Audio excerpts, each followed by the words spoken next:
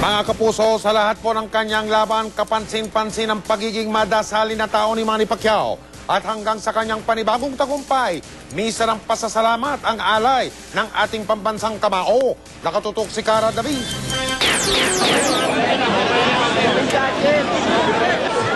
Tulakan, siksikan, gitgitan. Saan man pumunta si Manny Pacquiao, ganito ang eksena sa dami ng kanyang fans. Idolo, kampyon, pambansang kamao kung ituring siya ng mga tao. Pero sa simbahan ng Quiapo, si Manny ay isa lamang simpleng deboto. Deboto ng Poong Nazareno si Manny. Nag-aalay ng misa sa Quiapo sa tuwing may laban siya. Kaya sa kanyang pagbabalik, isang simbahan ng Quiapo sa mga una niyang pinuntahan.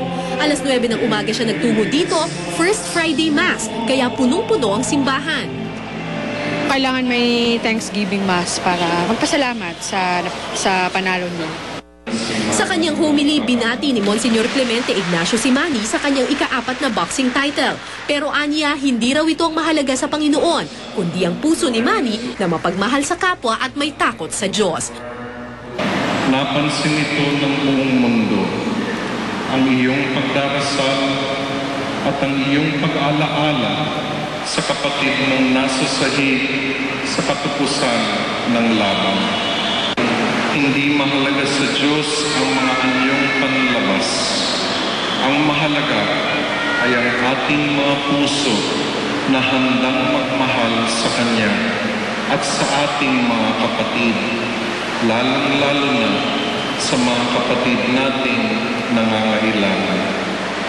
Ito ang dahilan kung bakit magbibigay ng 3 milyong piso na tulong si Manny sa mga nasalanta ng Bagyong Frank. Paraan daw niya ito ng pasasalamat sa Panginoon sa mga biyayang kanyang natamo at itinuturing niyang isang obligasyon bilang isang Kristiyano. Cara David, Nakatutok, 24 Oras.